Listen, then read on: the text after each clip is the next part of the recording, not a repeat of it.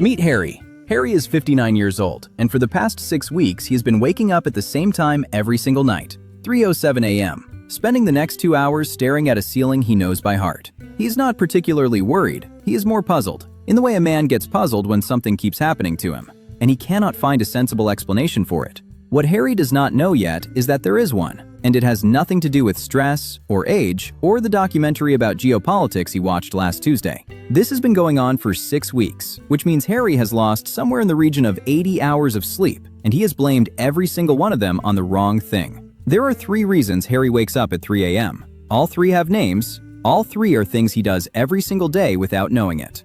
The first reason starts 6 hours before Harry wakes up, at 9:30 in the evening, right around the time he pours himself a glass of wine and sits down to dinner. Harry eats late. Not dramatically late, 9:30, sometimes 10, but late enough that what happens to his blood sugar in the middle of the night becomes, as it turns out, a problem. He has been doing this for years. Wine with dinner, dinner at 9:30, bed at 11. A routine he considers very civilized. What alcohol does to the liver during sleep, specifically to its ability to keep blood sugar stable through the night, is something most people never think about. And at 59, the effect is considerably more significant than it was 20 years ago. When Harry falls asleep, his liver should be steadily releasing glucose to keep his blood sugar stable, and for most of the night, it manages well enough. But the alcohol from dinner is blocking exactly that process, and by 3 in the morning, the sugar has dropped low enough to trigger an alarm. His body releases cortisol and adrenaline to bring it back up, which is exactly what it is supposed to do, and which is completely useless information to Harry at 3:07 in the morning. He lies there, alert in the specific, unhelpful way that comes from adrenaline. Not the kind of alert that gets things done, but the kind that prevents sleep and makes everything feel slightly more ominous than it is. Eventually, he falls back asleep around 5, wakes up at 7 feeling like the sleep he got in between did not count, which, in the ways that matter most, it largely did not.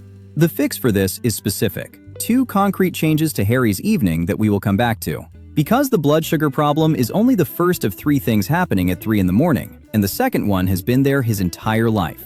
Cortisol has a rhythm. It rises and falls throughout the day, and one of its most consistent features is a surge in the early hours of the morning, a built-in alarm system designed to prepare the body for waking up. In younger men, that surge peaks close to 6 in the morning, near enough to when they need to be awake that most sleep straight through it. In men over 50, the timing shifts. The peak comes earlier, the surge is stronger, and it has a considerably higher chance of pulling men fully out of sleep rather than easing them toward it. Harry does not think of himself as a stressed man. He is retired, has a garden, the mortgage is paid, and he is correct that this is not what most people mean by stress. But cortisol does not only respond to financial anxiety and difficult conversations, it also responds to stimulation, to information, to anything the nervous system registers as something that needs attention. Harry watches the news at 10 p.m. He has done this for 30 years, considers it part of staying informed, which it is. It is also, from his cortisol's perspective, identical to mild stress. After the news, he checks his phone. Not for anything in particular, just the way people check phones, with no specific purpose and a reliable result of finding something that keeps them scrolling. By the time Harry turns the light off, his baseline cortisol is already elevated, which means when the natural surge hits at 3, it does not arrive at a resting baseline, it arrives at one that is already partway up. And that is the difference between waking briefly and rolling back over, and waking up with the wide-eyed alertness of a man who has nowhere to be and no ability to stop thinking. And here is where the first 2 causes start to compound each other. The elevated cortisol makes the blood sugar crash more severe, which makes the 3 a.m. response more pronounced, which makes everything considerably worse than either would be alone. And then there is the third reason, the one that took Harry 4 minutes to fix. Harry's bedroom is 19 degrees. He knows this because he checked after his wife mentioned it was a bit warm in there, and 19 degrees seemed to him perfectly reasonable, which it is, for most things that are not sleep. Harry has been assuming that 8 hours in bed means 8 hours of sleep, which is a reasonable assumption that is also completely wrong.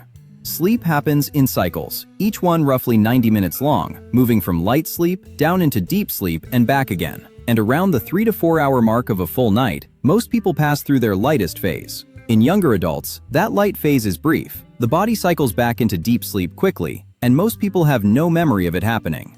In adults over 50, deep sleep shortens, and that light phase gets wider, longer, and considerably easier to wake up during, which is where Harry currently lives. One of the most reliable ways to stay in deeper sleep during those transitions is temperature. Specifically, a sleeping environment cool enough to support the temperature drop the brain uses as a signal to go deeper. Harry's bedroom, at 19 degrees, is 2 degrees warmer than the range most sleep research considers optimal for a man his age, which is a small number that has been causing a large problem. So Harry has 3 things happening at 3 in the morning: a blood sugar crash, a cortisol surge amplified by his evening habits, and a bedroom 2 degrees too warm, all 3 amplifying each other.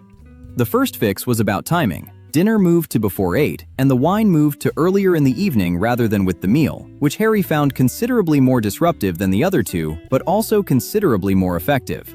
The second fix was the hour before bed. Harry moved the news to 7 p.m., which made him feel like a retired schoolteacher, and replaced the phone scrolling with something that did not require his nervous system to do anything in particular. The third fix took Harry 4 minutes. He opened the window and turned the thermostat down by 2 degrees, which he considers his greatest health achievement of the year. The first night, he woke up at 3. He was annoyed about this. The second night, he woke up at 3:15, rolled over, and was back asleep by 3:45, which he did not recognize as progress, but which was. By the 10th day, Harry slept until 6:45. He lay there for a moment, not entirely sure what had woken him, then realized nothing had, and that he had simply slept through the night. He was, predictably, insufferably smug about this for the better part of a week.